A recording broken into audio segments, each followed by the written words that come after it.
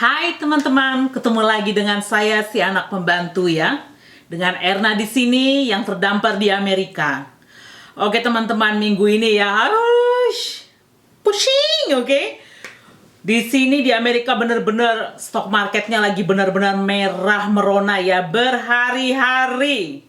Itu Twitter ramenya sudah, itu ramenya apa? Orang-orang sudah I don't know what to say, okay? But anyway, jadi hari ini kita akan membahas masalah saham ya.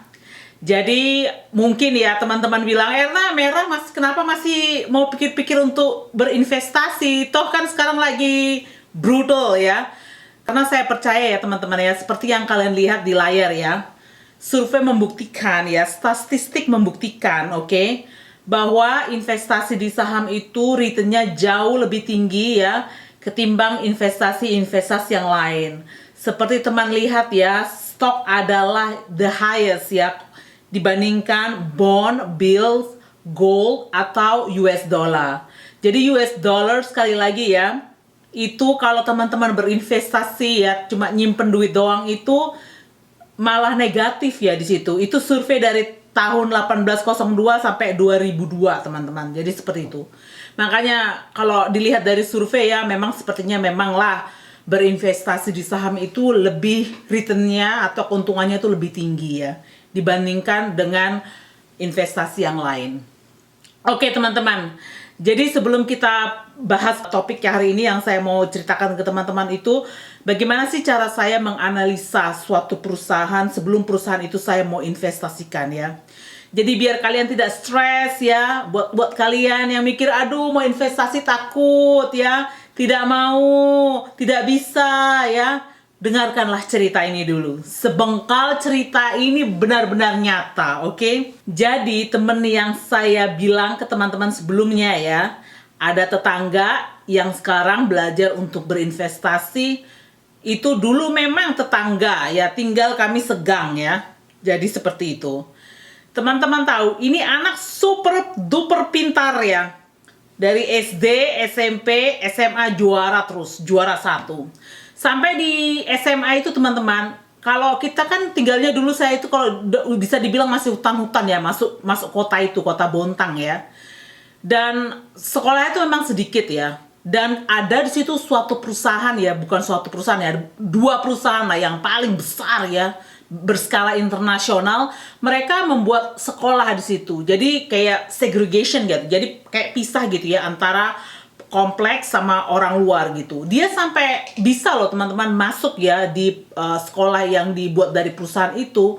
Memang sekolahnya bagus, standar pendidikannya bagus. Sampai-sampai ya kalau anak karyawan nggak bisa mengikuti kurikulum ya di situ sekolah situ didepak sama sekolah ya. Jadi mereka akan sekolahnya di luar gitu. Sedangkan saya teman-teman sekolah ya otaknya pas-pasan lah ya. Taunya sekolahnya sekolah negeri, sekolah swasta gitu. Memang tidak ada, otak saya kurang gitu. Dalam arti memang nggak smart ya. Bagaimana mau smart teman-teman, kadang-kadang makan pun susah ya. Udah merasakan yang namanya makan kerak nasi ya. Kerak nasi masih dipanci pun saya congkel-congkel tuh udah pernah merasakan yang seperti itu waktu saya masih kecil ya. Jadi seperti itu. Walaupun teman-teman ya, saya dikasih berkat ya, saya bisa sekolah di Amerika ya. Walaupun ya saya ngambilnya bisnis, walaupun ya saya ngambilnya accounting major, baru graduate 2018 ya. Tetap teman-teman, saya tidak pandai, saya mesti harus belajar untuk masalah saham. Jadi saya dan teman saya itu, kami tiap hari masih tetap semangat untuk belajar. Jadi semua itu memang harus ada kemauan untuk belajar. Jadi seperti itu. Bukannya pun kalau saya mau share ini ke teman-teman ya, bukanlah saya merasa, oh Erna sudah expert. Tidak. Cuma saya mau kalau tidak sekarang, kapan lagi saya bisa share ke teman-teman gitu loh. You don't have to be expert ya, to share kamu punya pengalaman gitu ke teman-teman yang lain. Jadi intinya saya itu mau teman-teman untuk belajar ya, paling tidak belajar sedikit-dikit dulu seperti apa sih saham itu, bagaimana sih baiknya berinvestasi saham itu. Karena saya udah pernah merasakan ya boro-boro saham teman-teman ya. Dulu waktu saya tinggal di Indonesia, yang saya tahu ketika orang punya usaha ya pasti orangnya itu adalah sultan, uangnya banyak. Itu aja. Nggak tahu kalau sebenarnya perusahaan itu bisa menjual saham mereka untuk memberikan modal usaha untuk perusahaan tersebut. Tidak ada tahu di pikiran saya seperti itu. Oke. Jadi teman-teman ya, ketika saya berinvestasi ya, dua hal yang saya paling harus confidence ya levelnya. Yang pertama itu seberapa sukses sih bisnis tersebut di kedepannya ya. Terus itu bagaimana performance perusahaan itu di tahun lalu. Dalam arti kan kita ini baru memasuki 2021 ya. Jadi ada teman-teman di Amerika istilah ya, selama perusahaan itu the winner ya, jadi dia menang di tahun 2020 ya, atau di current year, itu ada potensial mereka akan menang lagi di tahun berikutnya. Jadi seperti itu. Ketika dia menang, dia akan tendency to be the winner. Jadi untuk di tahun next year gitu ya, seperti itu ya.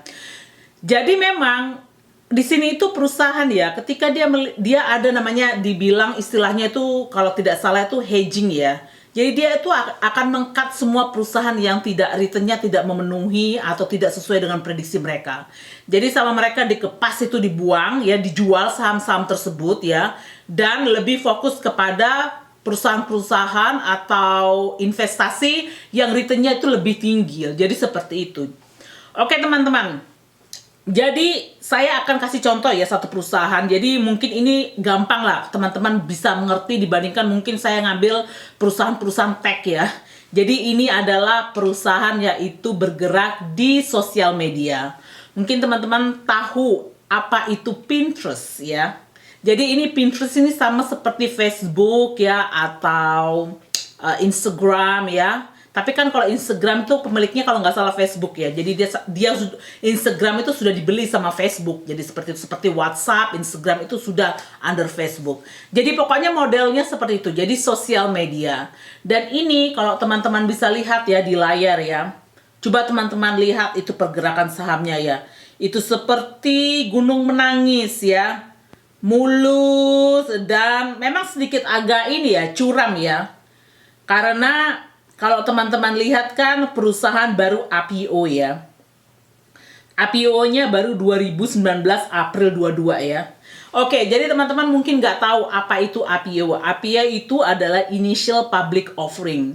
Jadi kalau mau enaknya itu dibilang aja itu adalah hari jadinya perusahaan ya.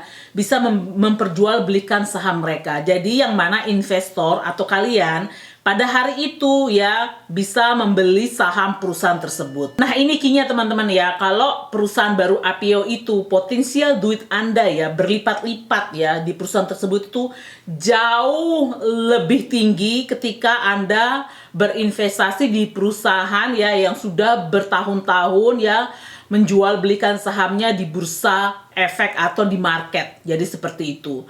Nah kalau IPO itu potensial kalian ya duitnya melejit ya, duitnya berlipat-lipat itu lebih tinggi dibandingkan ya sekali lagi perusahaan yang sudah lama IPO-nya yang mana mereka sudah memperjualbelikan sahamnya bertahun-tahun. Jadi seperti itu. Nah, sekali lagi teman-teman ya, kalau aku memilih perusahaan ya, saya akan menganalisa juga ini dari financial advisor ya. Jadi biasanya ada perusahaan kalau di Amerika itu seperti JP Morgan ya, atau Goldman Sachs ya, itu mereka bisa menganalisa gimana sih potensial perusahaan tersebut ke depannya atau berapa sih target price dari saham tersebut. Jadi mereka bisa tahu oh saham ini dinaik, di-upgrade atau di-downgrade, itu mereka akan kasih tahu ya di analisa mereka. Jadi seperti itu. Teman-teman bisa lihat ya, ini analisis ratingnya dari saham ini yaitu semuanya ya pada rekomendasi untuk strong buy atau buy. Tidak ada yang bilang sell atau strong sell atau hold ya. Jadi seperti itu. Jadi makanya kita bisa pastikan ya, dalam arti ini membuat saya lebih confidence bahwa perusahaan ini memang bagus sahamnya untuk dibeli. Jadi seperti itu. Oke, satu lagi teman-teman ya. Kemarin ada yang nanya ya, mbaknya yang di Europe, kalau perusahaan baru apakah tidak takut duitnya malah bikin rugi karena perusahaan itu baru? Perusahaan baru sama perusahaan baru IPO itu dua hal yang berbeda ya. Biasanya perusahaan itu dia private dulu ya. Ketika dia merasa confidence, ketika mereka udah merasa ada hasilnya atau berpotensi ya, baru mereka akan IPO. Jadi biasanya kadang-kadang ya perusahaan yang mau IPO itu mereka sudah beroperasi bertahun-tahun sebelumnya tapi private sebelum pergi ke public. Jadi seperti itu ya teman-teman case-nya. Oke, jadi teman-teman bisa lihat ya, Pinterest ini memang udah di-create ya dari 2008. Jadi ini perusahaan Amerika ya, teman-teman. Nah, di Amerika itu teman-teman ada 3 major US index ya. Yang pertama itu S&P 500, Dow sama Nasdaq ya. Nah, kalau teman-teman mau menganalisa bagaimana performance perusahaan itu ya dibandingkan dengan, jadi kalau mau dibuat ini gini enaknya ya, yang 3 major index itu adalah rumah mereka. Jadi buat aja seperti itu ya. Jadi contohnya Pinterest ya. Pinterest ini rumahnya Nasdaq. Jadi caranya kamu adalah, jadi Nasdaq itu kumpulan dari beberapa perusahaan ya. 3.000-an perusahaan itu kebanyakan perusahaan teknologi ya. Jatuhnya di Nasdaq ya. Jadi dia under Nasdaq. Nah, teman-teman bisa ngelihat ya. Jadi dibandingkan aja. Nah, Nasdaq ini teman-teman bisa lihat ya. Pergerakannya tuh hampir sama Pinterest ya. Teman-teman bisa lihat ya. Jadi memang dia mengikuti market, tetapi yang paling penting adalah apakah recovery, kalau semuanya sahamnya jatuh ya, apakah recovery-nya itu lebih cepat ya ketimbang dari overall market. Jadi dalam hal ini adalah Nasdaq ya. Jadi teman-teman bisa lihat ya, dia recovery-nya ini dalam 1 minggu ya. Aku zoom ini, aku view ini, dia pergerakan sahamnya. Teman-teman bisa lihat ya, dia bagus banget recovery-nya dibandingkan dengan overall market yang fall under Nasdaq ya. Jadi seperti itu. Nah, yang berikutnya teman-teman ya, saya juga itu memperhatikan dia punya pembukuan ya, atau financial information ya. Yang mana kalau teman-teman lihat ya di sini ya, income statement dari perusahaan tersebut ya, keuntungannya tuh naik terus dari tahun ke tahun. Coba teman-teman lihat, yang biru itu adalah revenue, dalam arti itu adalah keuntungan kotor dari perusahaan.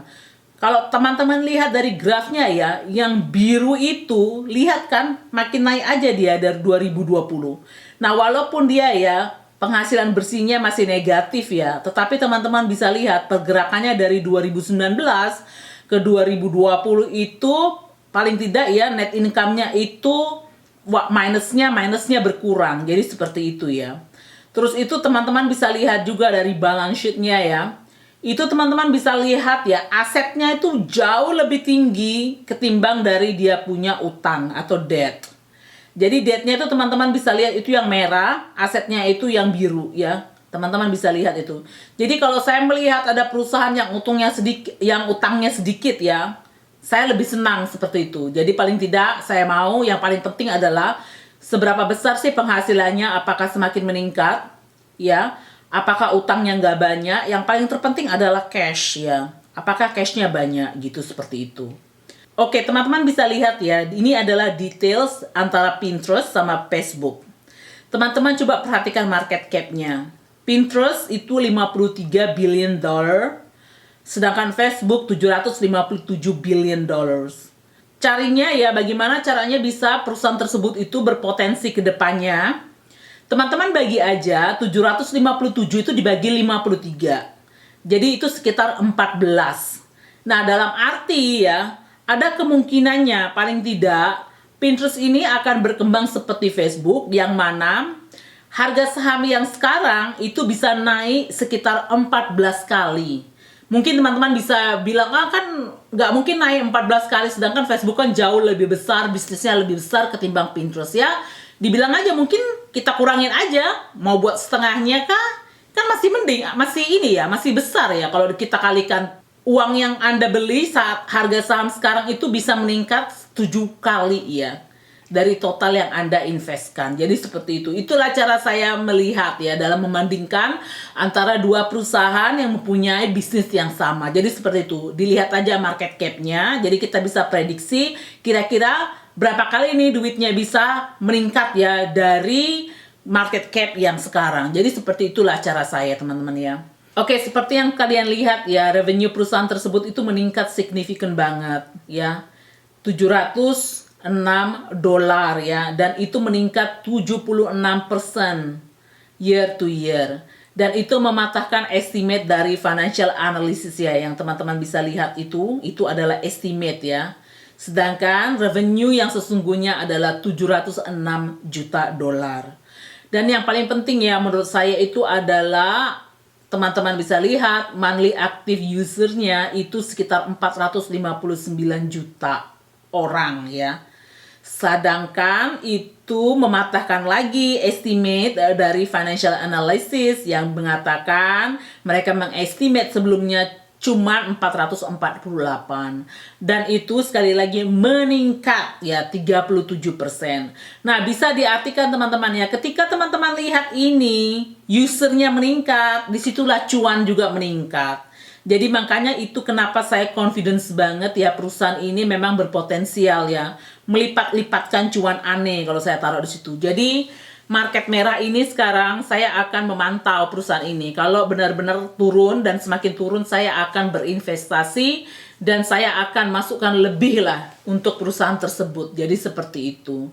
Jadi ya teman-teman, semoga jelas ya saya kasih informasinya ya, dan semoga bermanfaat. Jadi paling tidak inilah cara saya menganalisa. Yang pertama itu adalah memang fundamental, terus itu bagaimana saya akan lihat prospek perusahaan tersebut di tahun berikutnya. Jadi seperti itu. Semoga video ini membantu teman-teman ya. Jadi semangat untuk berinvestasi dan sampai ketemu di vlog-vlog berikutnya. Dah.